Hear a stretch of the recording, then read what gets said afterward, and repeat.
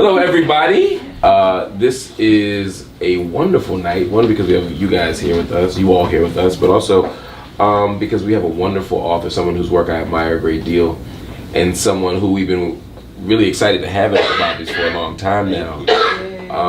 Invisible No More. I don't know if you all have read the book yet. Some people come to talks because they've read it. Some come because they want to find out before they read it. But this is an incredibly important book. At a moment where state violence against black bodies is as intense as ever,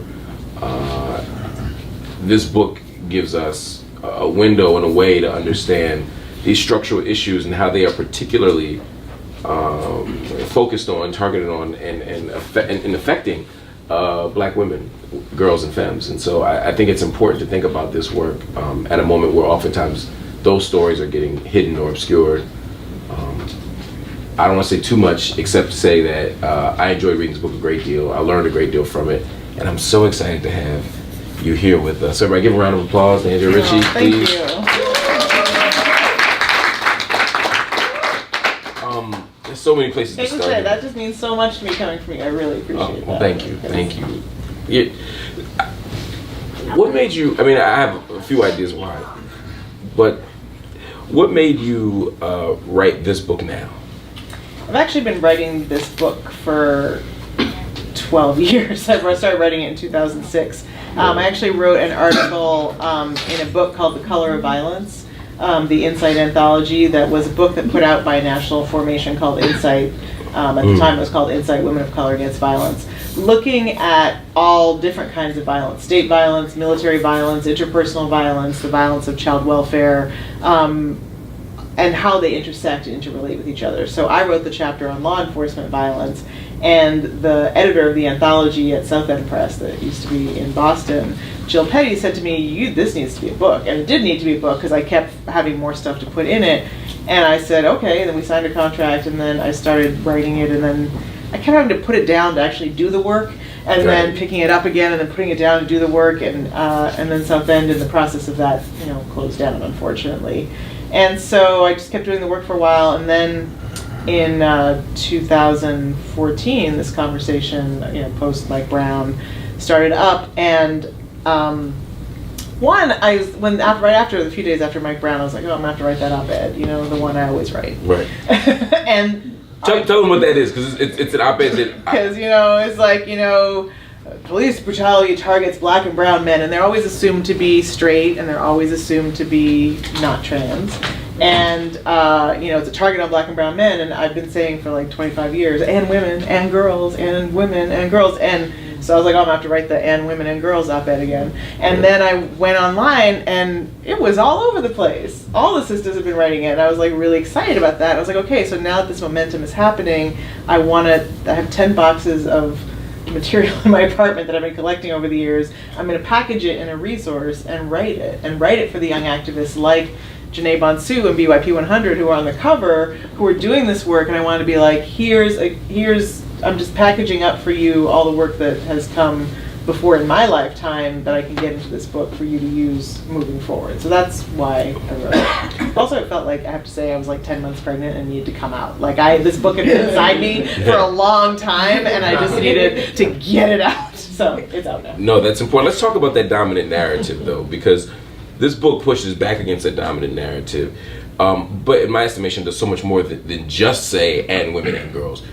You give us the particular types of conditions that are produced in this current nation state, and explain how they affect women and girls. Because it's not enough to say that black women are dealing with the same stuff as black men. You also tell us the particular ways that black women navigate these institutions. Yeah, I've been thinking about, this book is a book about policing, about racial profiling, about mass criminalization, about mass incarceration. It's just told through the lens of the experiences of women, girls, trans, and gender non-conforming people. So sometimes people are like, oh, this is a book about the women. And I'm like, no, this is a book about policing. Mm-hmm. And, I remember the New York Times did a feature kind of the summer the book came out about like 5 new books about policing. And it was, Chokehold, Policing the Black Man, Policing Black Men, something written by the Dallas police chief, a black man. And I just kind of was like, I think you missed one. Right. And I think it wasn't because I wanted them to like cover my book, or it was about like, you were seeing this as a book about women, not as a book about policing. So that's for me what the book is about. And what you see when you look at it through the lens of Black women's experiences is you see that Black women experience the same things that Black men are experiencing, fatal force. In fact, Black women are the group most likely to be killed by police when unarmed. Black women are the only group of people who are killed when unarmed by police the majority of the time. So police are more likely to falsely perceive Black women to be a threat than any other group. But that's not how we talk about fatal force, right? If we talk about physical violence, I included pictures in the book, not because I wanted to kind of reproduce kind of images of violation of Black people, but because I wanted to show that hands up, don't shoot is something that Fannie Lou Hamer, had that experience, right? I wanted to show that the person over the hood of a police car can be a Black woman, a Black school teacher. I wanted to show that, the person being beaten by the side of the road can be Rodney King or it can be Marlene Pinnock. Like, I just wanted to show that Black women are in those images too. And then also point out that there are gender-specific forms of police violence that we don't talk about, like sexual violence. I was going to say, let's talk about some of those specific, and I want to get back to the stuff that everyone experiences, but I think there's something important about talking about the gender-specific ways. This idea of sexual violence in the context of a police state is significant. It's underreported. There's no question about it. I mean, it's so significant that under international law, rape by a state actor, a security force agent, a police officer, is considered torture under international law. So it's serious, right? As it should be, exactly. And it's the second most frequently reported form of police violence in the United States, but it's not the second most frequently talked about, right? And we're in the middle of this Me Too conversation where we're talking about sexual violence a lot, and this form of sexual violence is still shrouded in silence, right? Like, we're not talking about this one group of people who have a lot more power over a lot more people than Harvey Weinstein. But they're committing sexual violence in a systemic way on a daily basis. One study found that an officer is caught in an act of sexual violence every 5 days.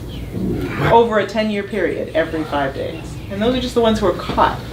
And there's so many it's literally, researchers will tell you this, including researchers who are or formerly were cops, that is just the tip of the iceberg.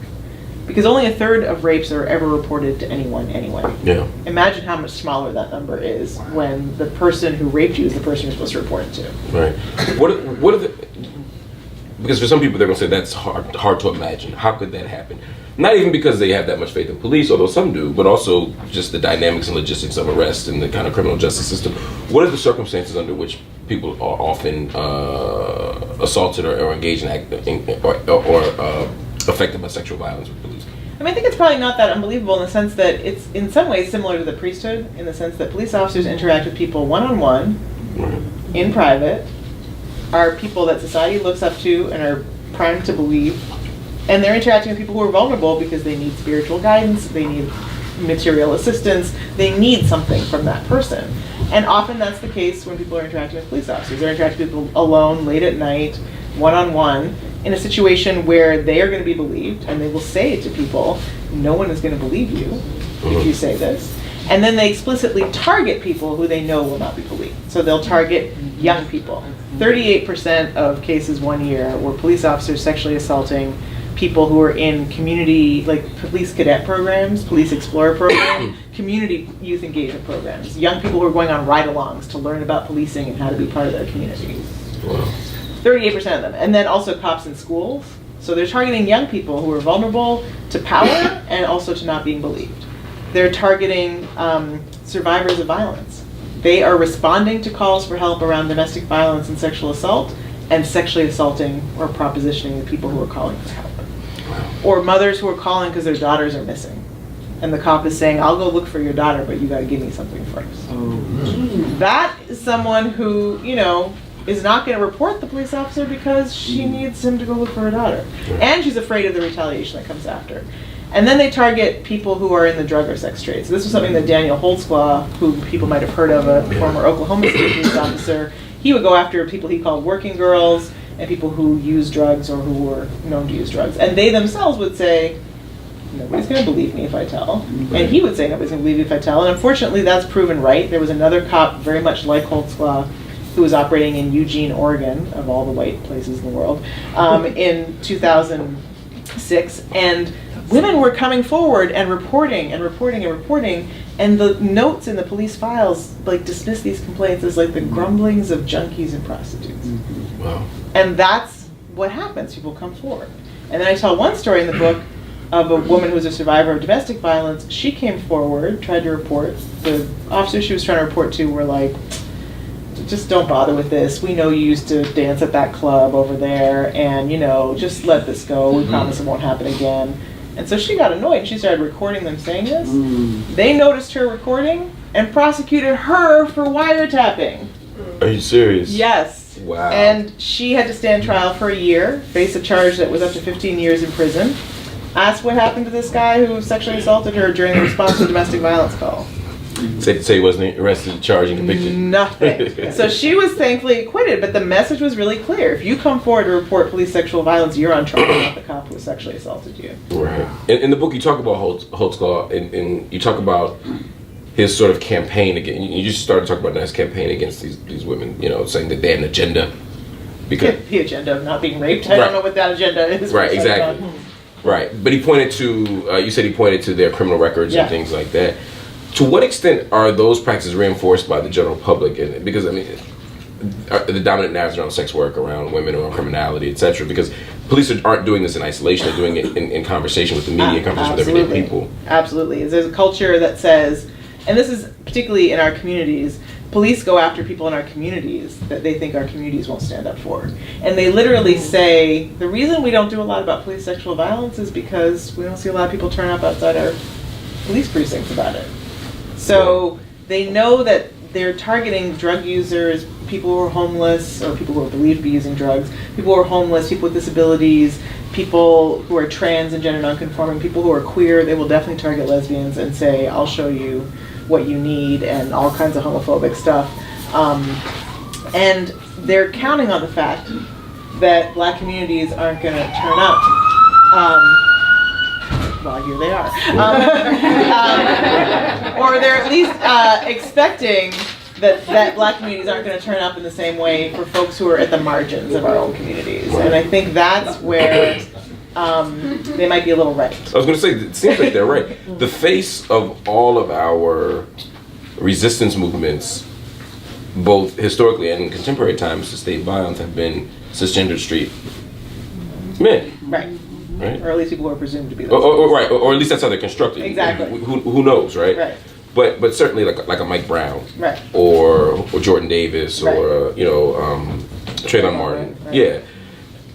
At the very same time that there's a Renisha McBride, at the very same time that there was a Sandra Bland, or Maya Hall, Maya Hall, a trans woman, right? So talk to me about two things. One, why that happens, which I think we have some sense of, but why it still resonates and is so effective. And I just want to be clear that black women turn up for black women all the time. Yes, absolutely. And we've been doing it for a long time, and that's documented in the book for sure. So I think that sometimes we fall into this, nobody's talking about this. And it's no, we've been talking about it. We talk to each other about it over kitchen tables. We talk to each other about it after the meeting that we organize that end up being only about the brothers. We are talking about it.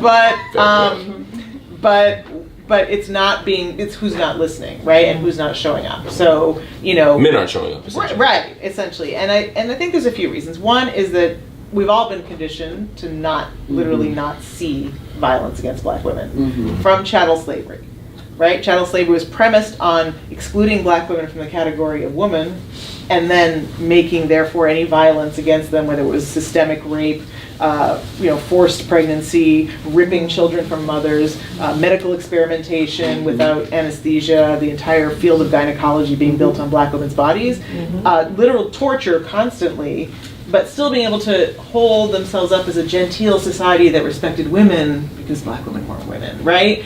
And that we've all internalized and continues. So we can literally watch something happen to a black woman in front of us and it doesn't register as violence. Right? And so Or we get to those controlling narratives. Well, she was mouthy. Well, she was overly aggressive. Well, she was emasculating. Well, she was loud. You know, the Central Planet. I mean, these are half the arguments. Absolutely. But did you hear the golfing while black story near here, right? York, Pennsylvania, Yeah. where the guy was calling the cops, and he said, the dispatcher was like, "Why are you calling me right now?" Said, "Well, are they armed? Like, I don't understand why you're calling me about black women at your golf club." And he was like, "Nah, except with her mouth." That's how black women are perceived, as if our speaking and resistance is a fatal threat. Wow. And that's why 67 or 57% of black women are killed by police when they're unarmed, because black women's presence and voice, and even just saying, "I ain't putting my cigarette out of my own car," is perceived as a fatal threat. That's what he said. He said, "Then I was worried for my life because she wouldn't put out a cigarette." So I think that's those narratives are the reasons that we don't then understand this as something that's outrageous, that requires a turn up. Then I think also there's a piece about we've, as a society, put all of our reliance and around responding to sexual violence or responding to physical violence against women in law enforcement. So it becomes a bit of an uncomfortable reality to be like, oh, the people that we've all invested in as the people who are going to stop sexual violence or protect us from sexual violence are perpetrating sexual violence. So maybe let's just not talk about that, right? And that's, I think, the why the women's movement or the anti-violence movement doesn't sort of make noise about sexual violence when police officers are doing it in the same ways. Every survivor is entitled to support, regardless of who our perpetrator is, and particularly if a perpetrator is a police officer. And I think the third reason is that if we paid attention to these forms of violence against black women when the police engage in them, then we have to pay attention to them when R. Kelly or Bill Cosby engages in them, or our cousin or our neighbor or partners. And that would require us to confront violence that's happening against black women and girls and trans and gender non-conforming people in our communities. And that's something maybe we're not as excited to confront, right? So then it's much easier to focus on sort of lifting up, black manhood as the symbol and space of organizing for state violence. Those are just a few reasons, I think, that we don't pay as much attention to it. And then, that they're just targeting also the people in our communities who are most marginalized. If 59% of black trans women in New Orleans say that a police officer has extorted sex from them or approached them for sex, those are people that... That's a hell of a number. That's a number, right? 59%. So, and that's actually a good place to pivot, because the trans community is, particularly trans women, and particularly black trans women, are probably the most vulnerable population, particularly in the public sphere and around criminal justice, or law enforcement in particular. Could you talk a little bit about why they're so vulnerable? I mean, there's one, I just want to really reinforce the point you made. We know that 1 in 3 black men, this is the stat from the 13th and the new Jim Crow, 1 in 3 black men will face incarceration in their lifetime. 1 in 2 black trans women will face incarceration in their lifetime. So that's actually the group that's facing the sort of most significant rates of incarceration in the black community. And why that is because they're experiencing policing at the intersection of race, gender, and sexuality, right? The police officer is both policing the boundaries of race, but also policing the borders of gender.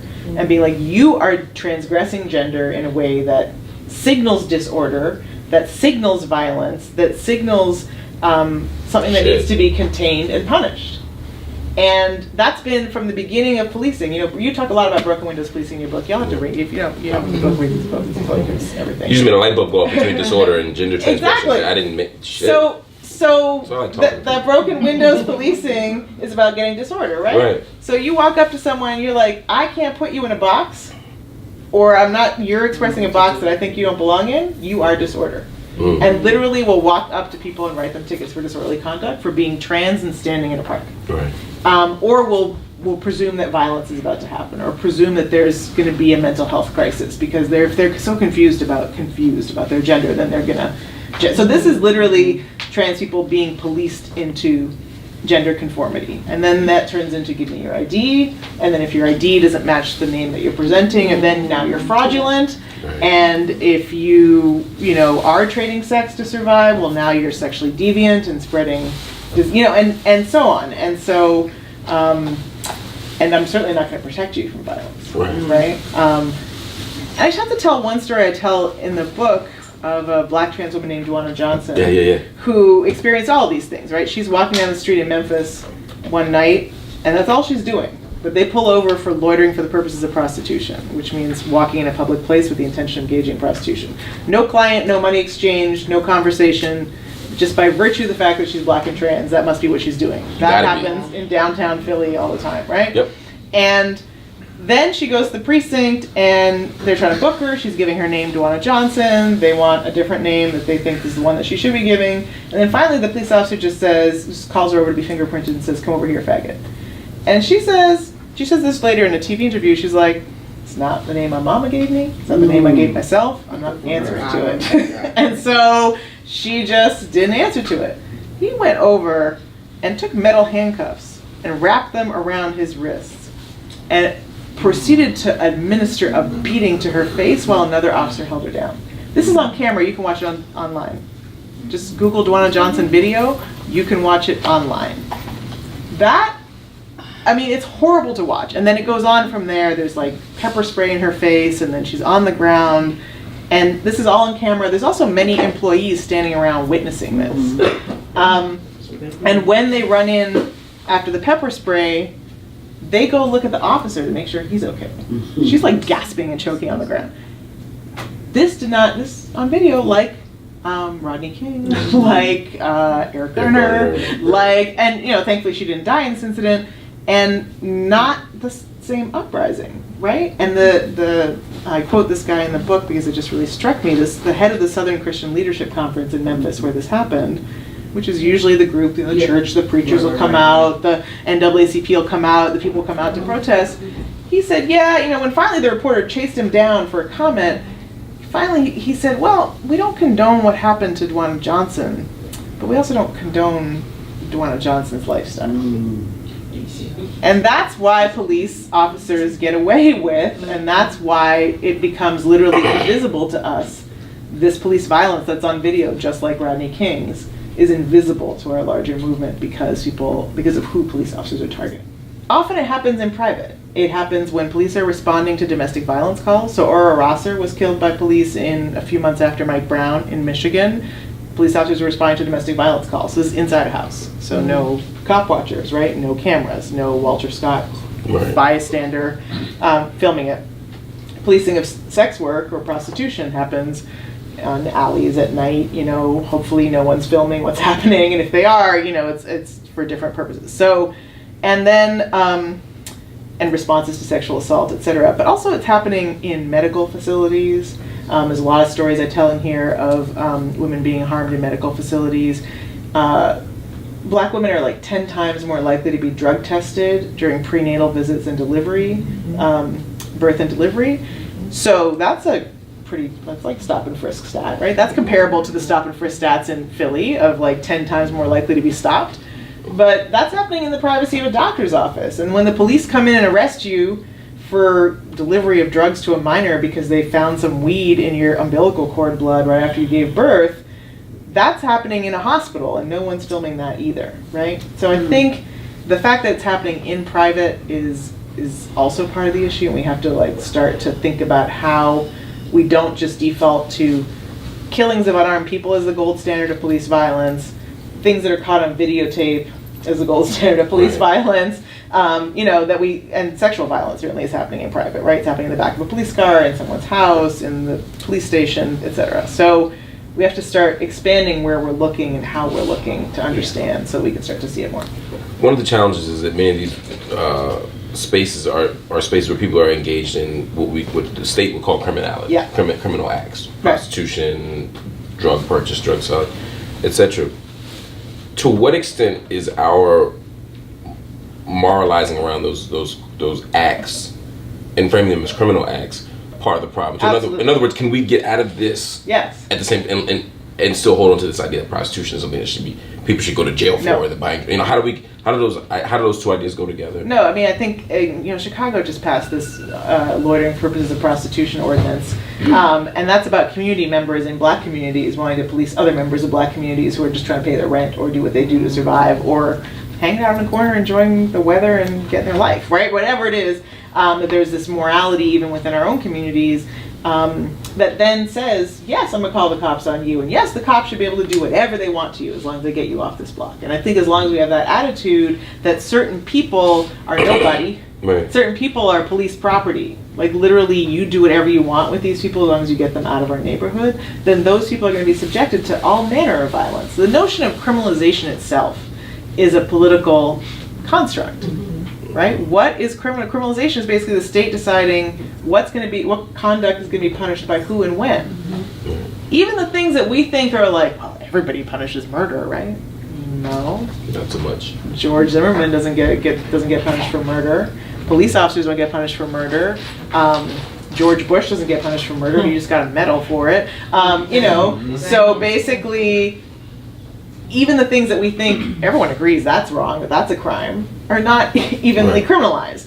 And so I think it's not just a law that makes something criminal too, it's also a process of saying a group of people are criminals. Right? And so that's what Trump is doing now with almost everybody. That's his primary kind of mechanism to advance every agenda that he's advancing is through criminalization. So all immigrants are criminals, women whose pregnancies end are criminals, people who disagree with him as CNN news reporters are criminals, like everyone who, that's the mechanism he does it by. And then once you designate a group of people as criminals, again, you can do anything you want to them. You can rip them apart from their children, you can torture them, you can rape them, you can beat them, you can disappear them into a prison or deport them, and that's what needs to be tackled in order to tackle the kinds of violence that you talk about and that I talk about in the book, is that we have to challenge the notion and the processes of criminalization itself. Exactly. And we have to take the power that police officers, particularly when it comes to sexual violence, the power they have to extort sex comes from the fact that they can say, I find this little bit of crack here, or this little bit of coke here, or this little blunt of weed here. I can charge you with something that'll cause you to lose your job, your kids, your life, your home, your housing, 25 years, or you could do something for me. Or I can charge you even with a minor offense like prostitution, but because it has the word prostitution in it, you're going to lose your public housing, your kids, your job, and maybe it'll be up on the internet for your family to see. Or you could do this. Right. And so we have to take that power away. So I say now to people, if you want to end sexual violence, you have to decriminalize prostitution, you have to decriminalize drugs, because that's the tool the police are using to commit sexual violence. You also have to end broken windows policing, which you talk about brilliantly in your book, which is how the disorder is projected onto trans and non-conforming people, but also how promiscuity is projected onto black women. Like literally the original article, right? Not the one in the Atlantic, the ones that Wilson wrote before. Yeah. He was much more explicit. He didn't just say the panhandler's the problem. He was like the women in short shorts on the corner, the youth hanging out, and the gays. He just was like straight up the gays. The gays. All of them. Exactly. And so the women on short shorts on the corner, I mean, we all know they're black, right? You know, in his imagination. And so we also have to end the kind of paradigms that allow those kinds of projections and give police officers the tremendous amount of discretion that you talk about in here to act on those projections and really mess a person's life up. Is it possible? So, I mean, people begin from a default position of good faith of the state. Right? Not people. Not nobody in this room, maybe, but there are people, but the general public, when they I mean, it's why, and it's shifting. But their polls. If someone says, "I had an argument with the police officer and they locked me up, or I got beat," you know, it's like, "Oh, well, what'd you do?" Or they must. Police ain't just, even your grandma in the middle. The police ain't just going blah blah blah blah. You must have da da da. Yes. No, that's my mom here. Right. And so I'm trying to figure. Right. What'd you do? Right. And I'm trying to figure out how we can shift that narrative as well. At a moment which people still can't imagine a world without policing. Right. Because until we can do that, we probably can't get to these other places. I totally agree. As long as people presume that criminalization is not a completely political process that is about reinforcing existing relations of power and is some sort of neutral, objective process, that means that, if you ran into police, something must have happened. And what I really appreciate about the current iteration of, the movement and of Black Lives Matter is people were like, we didn't care.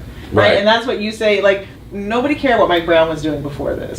Nobody cared what Freddie Gray was doing. When you talked about, Elijah Cummings delivering the eulogy at Freddie Gray's funeral, which I didn't know. Is that right? It was Elijah Cummings? It wasn't Elijah Cummings. It was My brain is freezing. It'll come to me, but Yes, someone yes. from the Congressional Black Caucus, Yeah. I thought, I was like, yes, that is this moment where we don't have to have a saint Right. in order to say that you shouldn't be treated the way Freddie Gray was. Right. And so I think that we're at least moving in that direction. And I feel like Black Lives Matter is really saying we are about centering the people who have previously been at the margins of these struggles.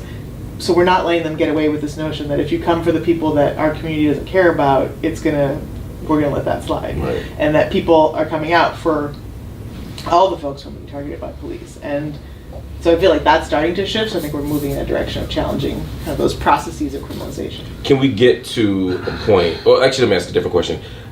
The question of abolition is an important one, I think.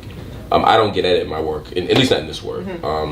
It's coming. I feel it. Yeah, we got to get there. We got to get there. This question of, can we actually live in a world without prison? Can we live in a world without police? Can we live in a world where the prison and these processes aren't the primary mechanism by which we resolve or address social contradictions, tensions, disputes, harm, all these things? Is there any way out of this but abolition? I have written 2 books now on these issues, and I come to the same conclusion every time. I can't. There is so much violence produced by the current system of policing that if we want to end violence, we have to end the ways in which we respond to violence now, because it just produces more violence. It produces more violence in not attending to violence against Black women. It produces more violence in the way that it destabilizes, illicit economies and creates more gang or gun violence by the way that policing happens. It produces more violence in every arrest, in every jail cell, in every prison cell. It produces more violence in every family left behind. There's no safety in this system right now for anyone really, except for very few people. So for me, that just drives me to the inevitable conclusion that I want to build a system that's built around the safety of Black women, girls, trans, and gender nonconforming people. There are reformists in the room, I'm sure, in the world also, who'd say, well, we can't live without them, but we can fix this stuff, we can tweak this stuff. Some of the things that have been promoted to tweak, for example, body cameras. And I'm bringing body cameras up very specifically because there are people who argue, obviously I'm not in this camp, but there are people who would argue that the most vulnerable people would benefit if we just had more surveillance on law enforcement. If we could just watch police and force police to be transparent as they engage with trans folk, as they engage with other abled folk, as they engage with vulnerable brown folk, as they drug addicted folk, etc. That we can reform this through things like body cameras. What do you say, and why? Just no. And one, police officers in New Orleans literally turned off their body cameras, walked up, shot somebody, turned it back on again, and we're like, oh, it broke. That's not working. Right. Secondly, body cameras aren't on in situations, for instance, where they're responding to domestic violence or sexual assault, which is where they're committing violence against, dude who responded to the domestic violence call and then sexually assaulted the sister who then tried to report it. He's not turning his body camera on during that. Right. And he's going to say, well, I was talking to a victim of a crime, was sensitive, I didn't want to, And then also, I don't know that trans people want body cameras on them where the footage could become public when they may not always present gender identity in the same way, and they may not want maybe grandma seeing that particular body cam video because they haven't quite worked. They're in a process with her, but it's a process. Yeah. And so body cam, and then in Washington State, the police were wearing body cameras during prostitution raids, and then under freedom of information laws, those videos were going up on the internet. So now women who were doing what they had to do, things they probably hadn't told their families or kids, and then being violated by police, and then all that being on the internet. So I think, one, we don't think about the harms that body cameras can do. Two, we don't think about the fact that police only release body camera footage when they want to, so it's not really that useful. Right. All the cases you talk about in here, the footage was taken mostly by someone else. The Sandra Bland dash cam video, sure, we got the conversation, but then he threw it to the ground off scene. He knows how to do that. So cops know how to evade it. It's not on in some situations. Some situations we don't want it to be on. And ultimately, it doesn't change police officers' behavior. Recent research just put that out really clearly. Yeah. And also, you can't see that well if it's located here. You just see scuffle, scuffle, scuffle. Right. You don't see what happened before. You don't see any of that. So I also just don't think that there's a way to fix the perceptions that cops have of black people in such a way that that it can be. So an example, in March of 2018, 3 people were killed by police. Most people know about Stephon Clark, killed in his backyard, his grandma's backyard, on a cell phone. People near here might know about Zahid Vassell, who was killed in my neighborhood in Brooklyn. Most people don't know about Cynthia Clements, who was a black woman, 34-year-old mom, who was killed just outside of Chicago. She was, apparently she had some mental health needs that weren't being met in this moment, or she was just going through a bad moment. But she was parked in a car on the side of the road. They blocked the highway off. No one was in danger. The car went on fire at some point, not sure why. They're walking up to her and they're repeating their training, right? Yeah. They're saying, okay, she might be in need of help. We know she's in need of help. We will, if anything goes down, we'll, if we feel like we can't contain her, maybe we'll use a taser. And if we can't do that, then maybe we'll use some rubber bullets. But, we're going to use all these things that we were trained to do, right? She stumbles out of the burning car. She's gasping for air, and they shoot her within seconds before she even takes 2 steps. Oh. And they describe her later as she was coming at us and she was grunting. Well, she was coming in the only direction when you're getting out of a car, right, and it's burning, you have to run that way. That's where they were. She couldn't go through the car door to go the other way. And she was gasping for air. But those perceptions of black women that have been created and internalized through slavery transformed just all the training that they had gotten, evaporated, and all they saw was what this nation is built on. Right. An image of a black woman, animalistic, deranged, dangerous, superhuman, deadly. Because that was their fear. Black women were in their house. Yeah. And black women were resisting slavery sometimes in ways that were violent or deadly, absolutely, as they had every right to. And so there's this particular fear of black women from that relationship that informed that police interaction. I don't think that that's something that we can reform away. No. And the last thing I'll say is that when you look at policing, remember at the beginning I said this book is about looking at policing through the lens of women, trans, and gender non-conforming people's experiences. I think when you look at it through those experiences, you come more quickly to abolition. I think if you look through men's experiences, you're like, oh, we should reform stop and frisk, we should, decriminalize some drugs, we should... Say more about that. Why? Get rid of 3 strikes, you're out. Because when you look at what happens through women, in the context where police are doing the things that we think police should be doing, responding to domestic violence, responding to sexual assault, enforcing child welfare, responding to calls for help when people are in crisis, and, responding to burglaries. Charlene Lyles died when police officers were responding to a burglary, right? Those are things we think police should be doing. Right. And if we see them committing this kind of violence in situations where people are supposed to be being protected, then suddenly we're like, wait a minute. Right. This whole system. This thing might actually not work. Exactly. It might not actually be doing the thing that says, it's not like it's doing the things it's supposed to be doing, and we just need to fix this around the edges. It's like at its core, it's rotten. Intention is a thing that often becomes part of the conversation. Right? It's particularly with the dominant narrative around reform. Saying, well, these are well-intentioned people who make bad choices, or these are people who have these biases. Even Obama used that language, right? Of course, biases. If we could just work through these biases, right? If we could just do training and in-services, if we could just work with these officers, they could learn that black women aren't, subhuman, and that black men don't run through bullets, and that if they just learn that we're people too, we could get somewhere else. But the intention is there. And one of the things that your book, I think, gets at quite masterfully is the way that the problems are so systemic and so structurally rooted that even if we conceded that every cop was well-intentioned, right, we still don't get where we need to be. No, because the system is set up. I mean, the first police forces were set up, one, to catch runaway enslaved people, but also in urban areas to enforce the lines of gender, to stop people from transgressing gender and cross-dressing, to stop people from trading sex, and to stop people with disabilities from being in public. Yes. Like, ugly laws, and then also to stop poor people from being out not working right, for white people. So if vagrancy laws, laws about how people engage in sex or express gender, and people with disabilities presence, and catching and controlling the bodies of black people and also of indigenous people and of immigrants and of workers are the entire reason police forces are set up, then I don't see how they end up not continuing to serve those functions. Yeah. I know there's some questions out here. I have just two more things I want to ask you about before we get to the audience. One is, well, maybe three. All right. One is around policing motherhood. Because I think it was an important part of the book. And it's an important idea and construct because people don't think about motherhood being policed in terms of, in the particular way you talk about in the book. Can you say a little bit about that? Sure. So there's one that police officers commit violence against pregnant people with alarming frequency, and literally will say things that indicate that they are trying to end someone's pregnancy, or that they don't give a fuck, literally, they say, about someone's pregnancy.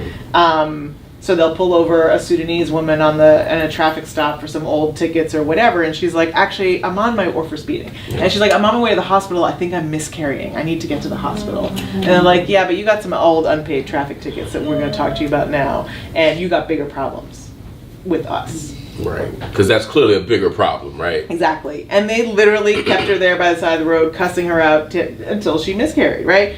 On the side of the road during a traffic stop. They just don't care, right? Or they'll haul back and just punch a pregnant woman straight in the belly and then say, you're lucky I didn't kill your fucking baby. That's literally words that police officers say with, racialized epithets along with them. And then at the same time, they'll turn around, and if they think a woman has done something that might have harmed her own pregnancy, or they project something onto her, they'll criminalize her for that. Right. So then I was like, wait a minute, you just like... And what Dorothy Roberts explains for us, who's here in Philadelphia dropping wisdom every day, is they're just punishing black women for being mothers. Right. So they'll punish them one way, and they'll punish them through their kids, and they'll punish them through child welfare. And it's just about, if you're not producing babies that we own and can extract labor from, then you are producing something that we don't want. Right. And therefore we're going to punish you for daring to do that. Yeah. And then, so the thing I said about the drug testing during pregnancy and delivery, giving birth while black is another aspect. And that, but under the premise, again, of protecting babies. Supposedly. Right. They're really invested in protecting babies. And the way they protect the babies is they separate the babies from their mother immediately at birth, where they then don't get breast milk, don't get colostrum, don't get, the attachment, don't get all the things babies need, to put the mother in a cell where she's not, or they'll arrest the mother and put her in a cell while she's pregnant. Well, let me tell you the worst place to get prenatal care and the worst environment to grow a baby, a jail cell, right? So they say they're doing this to protect the baby, but they're putting someone in a situation where they're getting the worst situation for the baby. So, and they're doing it violently to everyone involved. And then when it comes to child welfare, and Dorothy Roberts writes brilliantly about this, the things that white mothers get away with all the time. Dorothy Roberts talks about how she used to live across a playground that was next to a school, and she used to watch a mother drop a white child off there half an hour before school every day, and just leave the kid in the playground and go on to work, and the kid would go over to school, and ain't nobody say nothing about that. And we know right. child welfare, the New York Times did a story recently about a young woman who had a 5-year-old, was a single mom. She put the kid to bed, put headphones on, got in the bath. Shouldn't we all be able to do that at the end of the day? Right. Well, the kid woke up, couldn't find mommy, walked across the street to grandma, where she had been told to go if she was ever in trouble. That woman had to work 5 years to get her kid back, and was charged with child neglect and abuse. Yeah.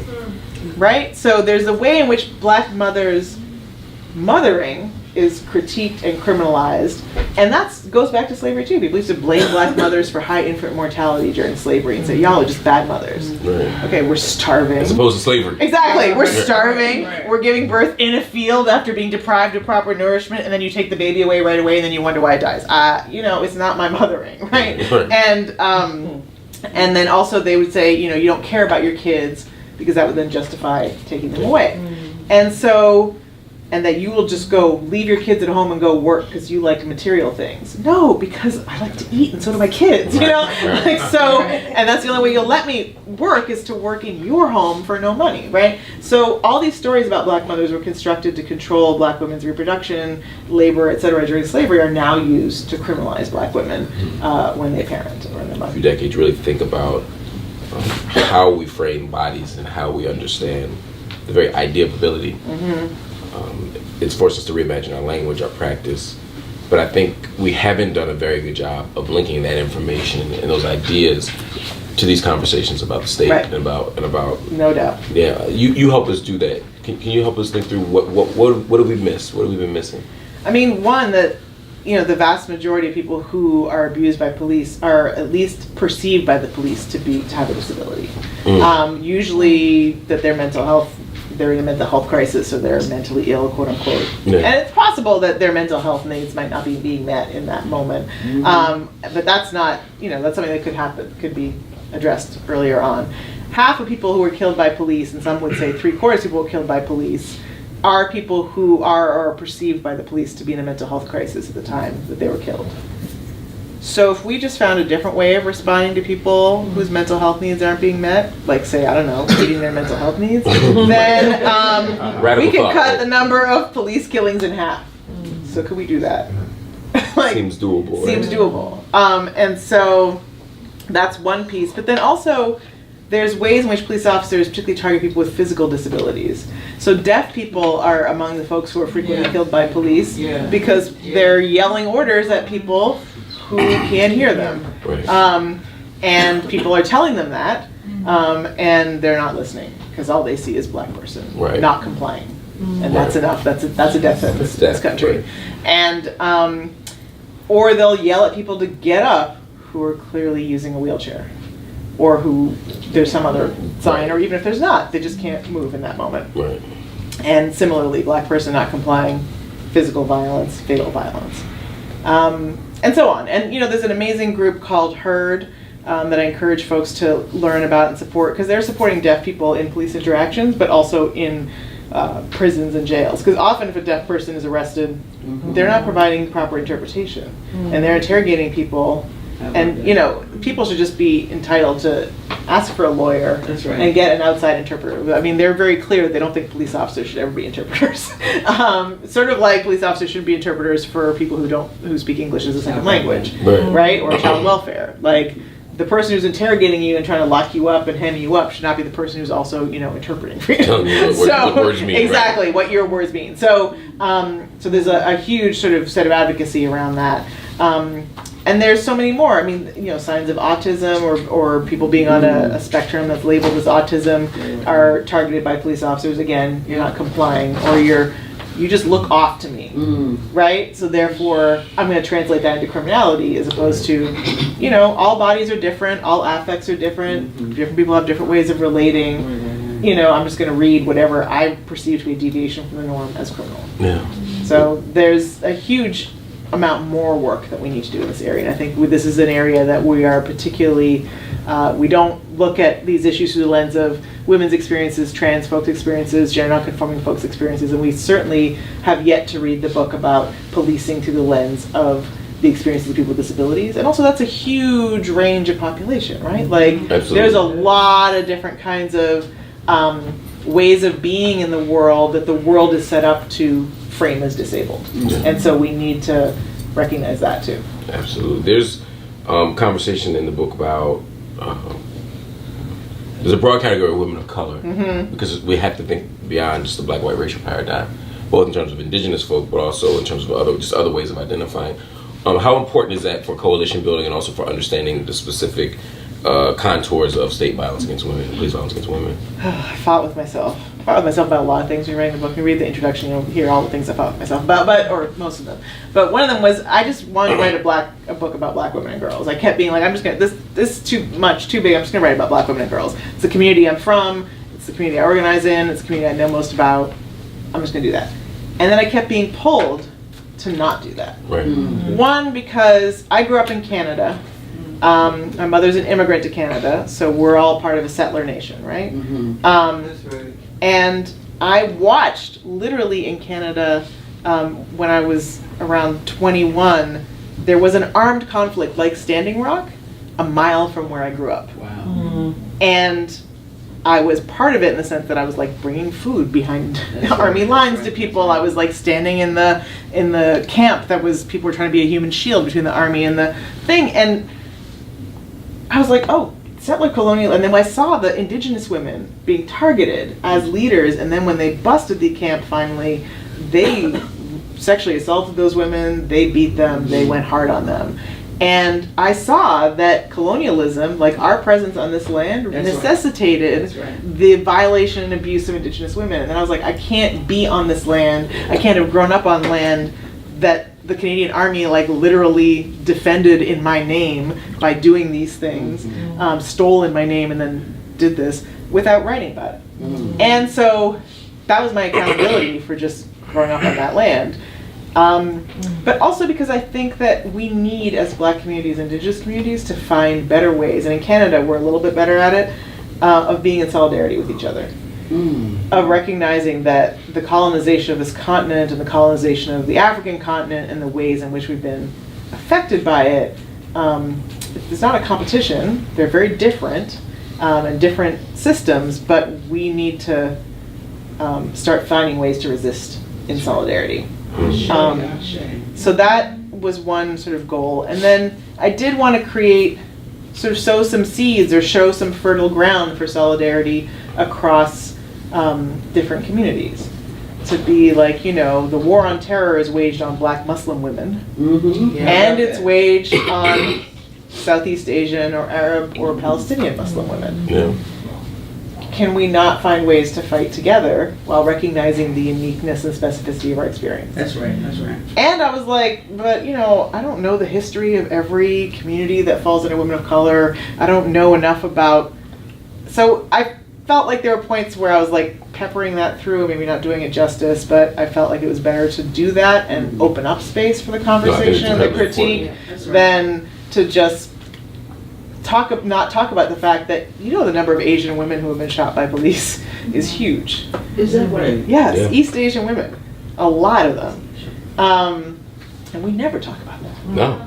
Ever. We would erase that. We erase that from the narrative. And then we also don't talk about the fact that racial profiling in the context of prostitution enforcement, in New York City, 84% of people who are arrested for prostitution-related offenses are Black and Latinx. So that's the same, again, proportion of stop and frisk. Right. That's right. So we organize a movement about one. I'm not sure why we're not organizing, you know, there's a smaller movement of people who are directly impacted by it who are organizing around it, but why are we not doing a mass movement around that? And then, why are we not doing a mass movement around the fact that every Asian woman and every Asian business is profiled as being a front for prostitution or being engaged in prostitution or trafficking? Very true. Because that's racial profiling. Right. And so, But we just normalize it. If you hear Exactly. massage parlor, you think, oh, Exactly. dot. And I've literally seen a prosecutor say, if I see an Asian woman walk out of a store with a box of condoms, I know I can follow her home and find a trafficking ring. And I'm like, did you just say that in a public meeting? Wow. To me? Like, Right. and that's how policing is happening. So those are things I think we need to recognize, because then Black women, Latina, and Asian women can come together and be like, this policing and prostitution is some racial profiling that we all need to pay attention to. So it was a struggle. I don't know that I always did a great job of it, but No, you did an it was amazing the job of intention. that. No, it's woven throughout in ways that don't feel extra or as if you're just trying to have a token representation. It feels like you have a real commitment to it. And of course, we can always do more and deepen our analysis. But that's the next book, and the next book, and the next book. This book, as it stands, is a really important work and a valuable contribution to the literature. And I think something that, for those who have read it, you know, is incredibly accessible and easy to read. And for those who haven't yet, I think this is a great entry point into the conversation. And then I think it's a good book to return to after you've read all the other stuff, because you'll appreciate how sophisticated and nuanced it is. There's a way, we were talking about this before we started taping, or before we started the conversation with you all.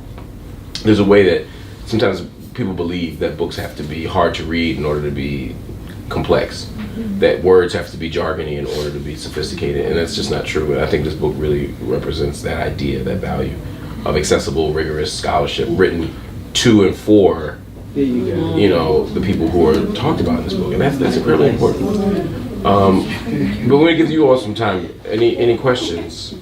Yeah. So, I'm wondering whether this book kind of separates out how police officers of color and police officers who are women deal with this policing. Oh, we in No, but I have some thoughts on that. But sorry, I just had a moment where I looked at the audience and I was like, is this the usual gender makeup of the crowds that come to Uncle Bobbie's? I can honestly say this is the least amount of men we've had for any book we've ever done. It depends upon the Perceived topic. men. Yeah. Perceived men. Fair point. Yes. Thank you. Yes. Yeah. Okay, that, yeah. But So- by far. Yes, okay. Actually, I hadn't thought about it, which is of course an extension of my own privilege. I hadn't. Yeah. So Wow. that's a thing to notice, right? Man. We still showing up for each other, and other people still are on their way. Okay, so sorry, just as I looked out, I thought about that. So I don't talk about it, but people often ask me, particularly about if we had more women police officers, would these problems not happen? So the research shows that black police officers are equally and sometimes more violent, particularly against black people. And part of it is because black police officers are assigned only to black neighborhoods, right? They're not considered to be worthy to police white neighborhoods. So then if they're going to be violent in the ways that police officers are, then they're going to be doing it in black neighborhoods. But then also there is this kind of extra policing that is being visited. For women, I have seen women police officers be horrifyingly abusive to trans women, to other women, and particularly to black women. And that there's actually research showing that black women are harsher to other black women. I have heard stories on the west side of Chicago of black women police officers rolling up on black women they thought were trading sex or who were, and arresting them and like taking their shoes away from them and making them walk home in the snow barefoot. And so there's a particular way in which there's a policing of either two things. One, once you're on the force, you're just blue. That's right. And you're just enacting the systems of power that the police department was set to uphold. But then also there's a way in which, when we're talking about the parts of our communities that we already are feeling are disposable or to be policed and punished, that we've internalized those things, then the black police officers are doing it. Also, women police officers engage in sexual assault through public strip searches and cavity searches. Okay. Yeah. Right? So there's a woman, Sharnezia Corley, who was pulled over in Houston for blowing a stop sign. Probably did that on the way over here. And the cop who stopped her claimed he smelled weed in the car. And he called a female police officer to the scene, and the female police officer forced her pants down, forced her legs apart, and did a public cavity search, vaginal cavity search of her in full view of the public, Houston police gas station. And the dash cam video shows that went on for 11 minutes.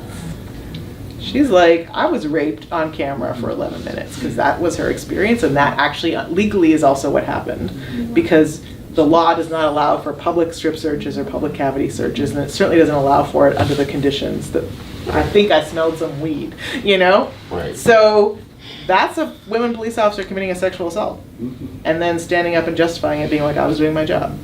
So I guess that's my long answer to, that doesn't solve the problem. Cool. Thanks. We'll go here and then here. Yeah. Me? Okay, hi. Thank you for doing the work of this. How did you, on a side note, how did you not get totally depressed and just want to, gathering this information and doing the research has to be hard as far as, I don't know, my mind is always looking for solutions when this is definitely something that's hard to surmount. We can't even figure out how to bring people to justice who should be. We have the cameras, we have all these horrible acts on camera, and people still aren't going to jail for it or being punished. So, Yeah. That's a good question. I mean, writing these kinds of books, heavy is the word I keep returning to, especially because so much of your book is driven by stories. So it's not like you're just looking at data, which is chilling. Right. But you got to read about these people, and you got to take these stories. How do you do that work? And what's your practice of self-care? I mean, I wanted to tell those stories. I learned a lot from the work of Sarah Haley, whose book No Mercy Here everybody should read. Amazing book. And she really talks about also infusing care into those stories, right? Not just telling a story about a woman at the moment of her greatest violation by the state, right? I want to know what Sandra Bland, who she was in the moments before that, and so I would talk to family members, I would look in newspaper coverage to be like, but what did this woman's family say about her? What did they miss about her, right? And so that made it even harder. Because then I was like, oh, now I'm really going into this life that's been snuffed out or that's been violated. It seemed like it was easier when there were fewer stories available. So when I started doing this work 25 years ago, I'd be scouring through all this testimony that happened in front of the NAACP, and I'd find one woman's story, and it was written down. so I could kind of cobble it together and put it in the thing. But in the last few years, the volume on social media and the video really got to me. It really got to me. And so I was telling someone earlier that I had to limit the number of videos I watched a day, because my partner would come home and find me doubled over sobbing because I watched 5 videos of a police officer dropping a 12-year-old girl from chest height on the ground and like listening to the crack of her skull on the ground, right? Like, and I could just go on, right? And it just got to the point where I had to limit my consumption, and I had to limit. But the number of days I would just be screaming at my computer and sobbing, and so that was one thing. And then 2, I had to temper it with resistance. So I think I would sometimes be like, okay, I'm gonna write 2 stories today of violence, and then I'm gonna go find some resistance that someone's been doing and write about that. That's good. I like that idea. And then I was also saying that I happened to be living in front of a lake most of the time. I was writing it in the latter part, and I would just sometimes just have to go out, and you would just see me standing in Lake Michigan and just letting it just drain out of me. And sometimes I would just be standing in the lake and crying, and there would be all these kids like playing and whatever, and I'd just be standing there being like, whew, Lord, like, and letting it go. So I think that was another piece, and just being in community and with people who were fighting was really another huge part of it for me. And it takes a toll, and I think I've only recently figured out what toll it's taken. So we were talking earlier about how I went on a writing residency this fall, and I had like 5 projects that were like building off of this one and expanding and going this direction and that direction. I sat down with a writing retreat, and it was like, when you just eaten too much and it's like right here. I couldn't write anymore on this topic. I was like, I can't do it. And so it just made me think about, what does it mean to be the keeper of stories? And I felt like maybe I was like holding a lot of fire without asbestos gloves for a while. And there are days when I wake up and I just cry. That's the first thing I do all day. And I just often don't even know why. What I've learned to do for self-care is to let it out.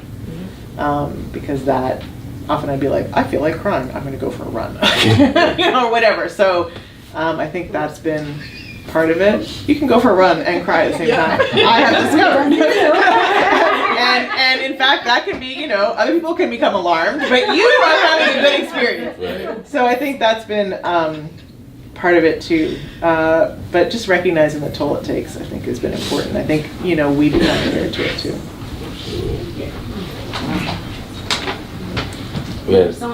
Yeah, back here, and then. My sister Asantua. Yes. 25 years doing this work. Yes, long time. So, good evening, everyone. My name is Asantua Nkrumah Toure. I am so happy to be here to see my friend, my comrade, my sister, Andrea, because when we were in Insight, Women of Color Against Violence together, you really, really inspired me. So, I just had to be here. But, Asantua was one of the people who taught me some of the stuff in this book, just FYI. So the inspiration. I did? I don't. You did. I talk about that. But, Andrea, I'm really glad you addressed the sister's question here about Black and female police officers, and I think at some point we need to talk a little bit about that, more about that, because I witnessed female police officers here in Philadelphia, and I've been here 3 years, do some horrific, pardon my language, shit. When we had the Abolish ICE thing going on, they were the ones bullying the protesters and pushing their bikes to, make the camp be torn down. They did some horrific shit deliberately, right?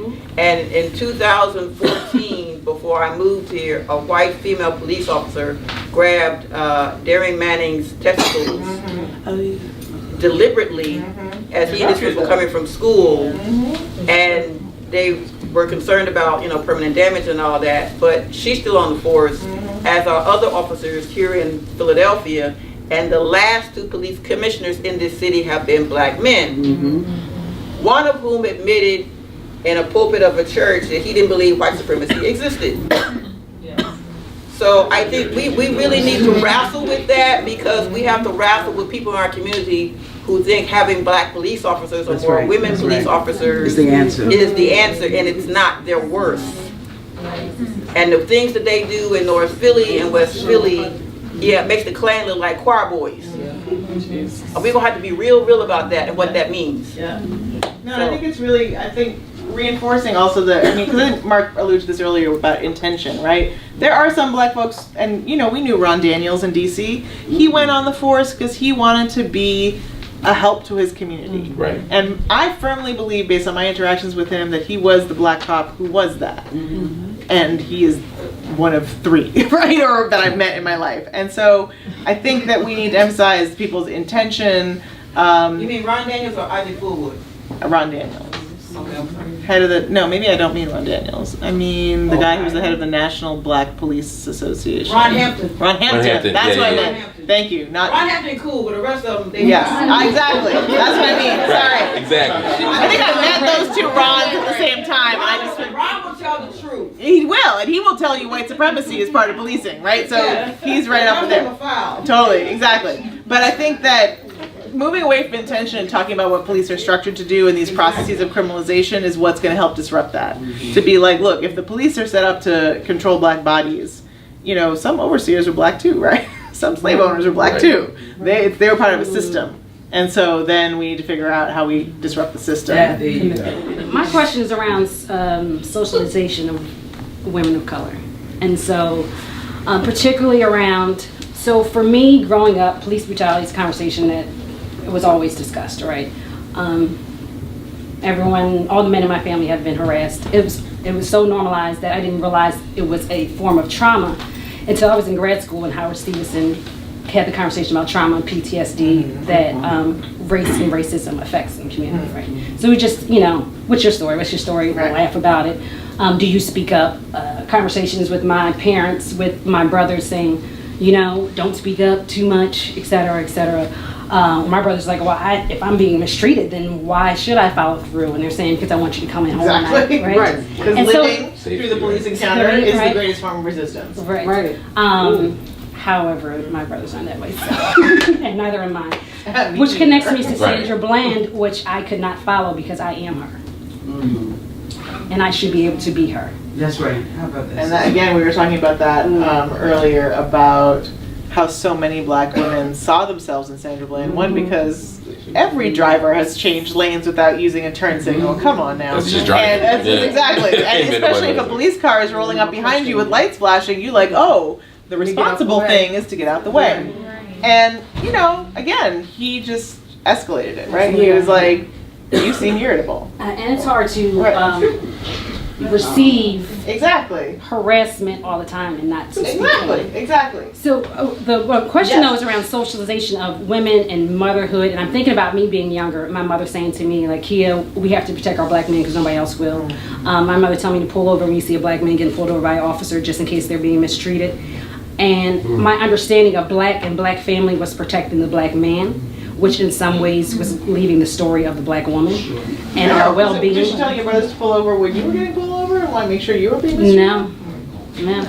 And so that conversation, like you said, the rallies, the protests that we've done for the black men, and how much of women, and this may be in others, other parts and other cultures and families, but how much of the woman's role to be the caregiver to make sure everybody's okay is part of the reason why we don't have the story to talk about ours, because we're taught to take care of everybody else. Absolutely.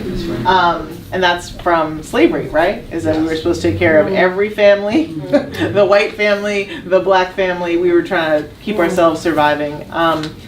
Michael Denzel Smith made a really beautiful point in his book, Invisible Man, Got the Whole World Watching. He was like, black men are invisible to everybody but black women. And black women are invisible to everybody, including black men. And I was like, preach, and I think that's the part where we need to, but we can change that. Everyone in this room can change that. If you have kids, I hate that you have to give the talk. You have to. But give the talk to the girls too. But and it's a longer talk.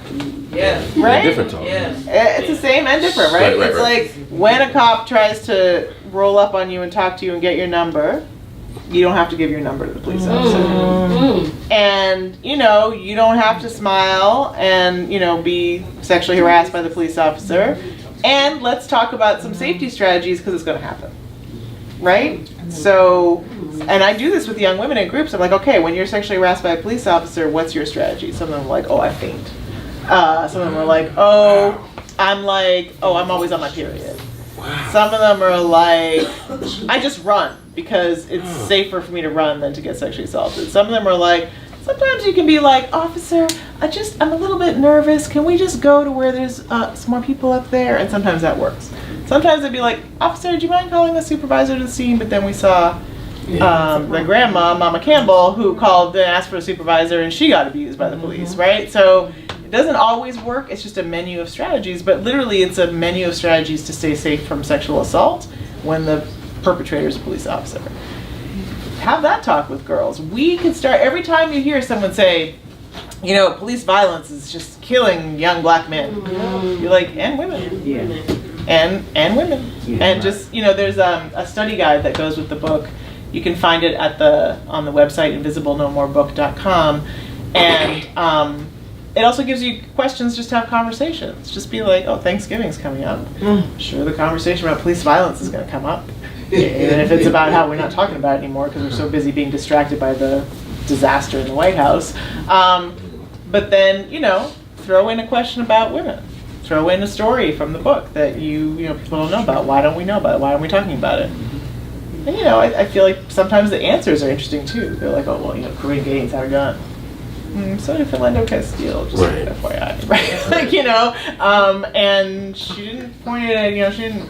Also, why were they at her house, right? To offer a traffic warrant, right? Start backing the questions up and asking. So, because often the response will be to blame black women really quick, right? She was wilding out, she was pointing a gun, she was doing this, she was doing that, and just to really kind of uncover what those things are. So we can shift that culture, I guess, is the point, and we can start with us. Thank you for writing so we can have a woman's voice. Thank you. I'm grateful for the opportunity. I wrote it for y'all, so thanks for being here for it. I'm sitting here, even having read this book twice actually, and I don't know, as you were talking, I'm just so struck by this idea of sort of how matter-of-factly you were talking about women having strategies for surviving sexual assault by police, and just having to even have that in a repertoire. It's something I just haven't had to think about. And also just that it doesn't always work, right? Like there was a woman in Chicago who was like, I'm on my period, and they were like, oh, we'll pull your tampon out. It was like, there's... Sorry, I'm getting real graphic here at the end of the day, but this is the conversation. This is the real talk. But the idea that this is so common and so, that people have to actually develop strategies to resist this is like... That's kind of like, we all have strategies to resist stop and frisk, right? Right. Like, I don't consent to the search.